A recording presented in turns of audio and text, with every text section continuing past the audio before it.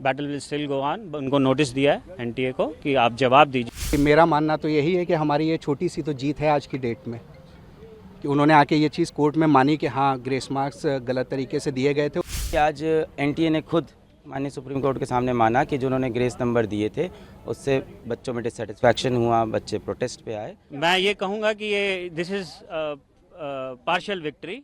Honourable court ने सुना दोनों साइड को और काफ़ी रीजन्ड ऑर्डर किया और we are partially satisfied and I think the battle will still go on. उनको नोटिस दिया है एनटीए को कि आप जवाब दीजिए, डिटेल जवाब दीजिए। हियरिंग के टाइम पे एनटीए ने क्या बोला है कि क्या कमेटी ने डिसाइड किया है ग्रेस मार्क्स वाले स्टूडेंट्स को लेकर? हाँ, तो उन्होंने कोर्ट में दिया सर्कुलर। वो सर्कुलर भी गलत था। जज साहब ऑनरेबल कोर्ट ने ये पॉइंट आउट किया कि इसमें कुछ लैंग्वेज भी गलत है। उन्होंने कहा कि जो 1563 स्टूडेंट्स जिनको कंपनसेटरी मार्क्स दिए गए हैं वो उनका रीटेस्ट हुआ जाएगा। उनका 23 जून को रीटेस्ट होगा। काउंसलिंग पे स्टे तो नहीं दिया, स्टे नहीं दिया है काउंसलिंग पे, पर उनके काउंसिल ने कहा कि काउंसलिंग हम after the results of these 1563 students या जो भी पार्टिसिपेट करना चाहते हैं जितने भी स्टूडेंट्स, उसके बाद हम counselling will continue. There is no stay till the next date of hearing. सुनवाई हुई हमारी, हमने जनहित याचिका फाइल की थी अपनी स्टूडेंट इस्लामिक ऑर्गेनाइजेशन के बिहाफ पे, जिसमें हमने कई मुद्दे उठाए थे। जिसमें सबसे पहला हमारा मुद्दा था कि आपने शुरुआत से इसमें गड़बड़ियाँ की हैं। जैसे आपने इसका रजिस्ट्रेशन रीओपन किया है 2 दिन के लिए, उसका आपने कोई हमारे पहले से कोई नोटिफिकेशन नहीं इशू किया। दूसरा इशू हमने ये रेस किया था कि जो आपने ग्रेस मार्क्स पेपर लीक का इशू था और तीसरा ग्रेस मार्क्स का इशू था। तो आज ग्रेस मार्क्स का इशू कोर्ट ने कंसिडर किया है और उसमें ये कोर्ट ने ये बोला है कि कोर्ट एनटीए ने आके क्लैरिफिकेशन दिया है, कमेटी बनाई जिसके बेसिस पे कोर्ट ने ये बोला है कि ठीक है, जितने भी स्टूडेंट्स ने जिनको ग्रेस मार्क्स अवार्ड हुए हैं ये सब दोबारा से अपीयर होंगे 23 जून को और इनका रिजल्ट 30 जून को डिक्लेयर किया जाएगा।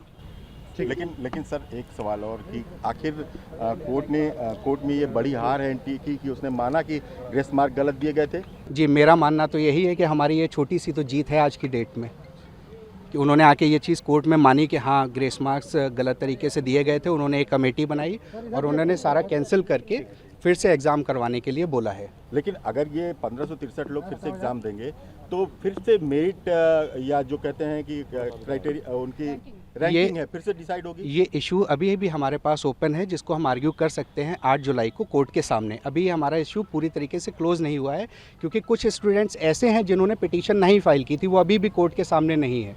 तो उनका इशू अभी भी रेज होना बाकी है, जो कि हमारे पास अभी भी ऑप्शन खुला हुआ है। हम 8 जुलाई को कोर्ट के सामने ये इशू ओपन करेंगे। कि आज एनटीए ने खुद माननीय सुप्रीम कोर्ट के सामने माना कि जो उन्होंने ग्रेस नंबर दिए थे उससे बच्चों में डिससेटिस्फैक्शन हुआ, बच्चे प्रोटेस्ट पे आए और कहीं ना कहीं उन्होंने माना कि पहले कभी ऐसा नहीं है, पहली बार किया है। तो उन्होंने माना कि इसको हम हटा देते हैं ग्रेस नंबर को। हमारी 7 दिन से ये लड़ाई चल रही थी कि पहली बार आपने कैसे ग्रेस नंबर दे दिए, किस बेसिस पे आपने सोच लिया, बिना किसी को इन्फॉर्म किए, और आपने जब रिजल्ट आया तो बताया नहीं।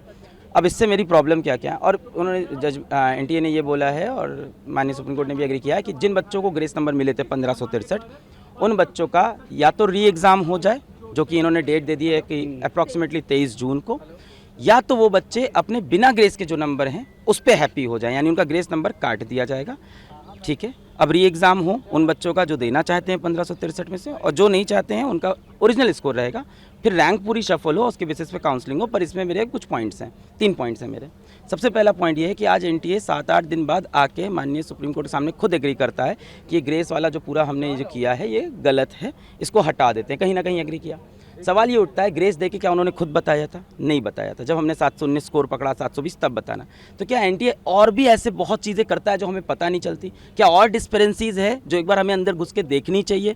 ये तो पकड़ा गया 719 720 से, क्या ऐसे और भी मामले हो सकते हैं? तो कहीं ना कहीं ट्रस्ट का इशू है। दूसरा बात, उन्हीं बच्चों को ग्रेस मिला था और उन्हीं को री एग्ज़ाम की अपॉर्चुनिटी मिल रही है जो माननीय हाईकोर्ट पहुंचे थे एग्ज़ाम के बाद कि उनका समय का नुकसान हुआ है। बहुत सारा बच्चा माननीय हाईकोर्ट नहीं गया क्योंकि किसी को नहीं पता कि बाद में ग्रेस नंबर मिलते हैं, पहले कभी नहीं हुआ। और 18 साल के बच्चे को नहीं पता है कि मुझे पेपर लिखने के बाद अब हाईकोर्ट जाना होता है। तो मुझे लगता है यहाँ पर राइट टू इक्वालिटी का वायलेशन है। तीसरी बात, पेपर लीक का जो मुद्दा है वो ओपन है, उस पर सुनवाई होती रहेगी।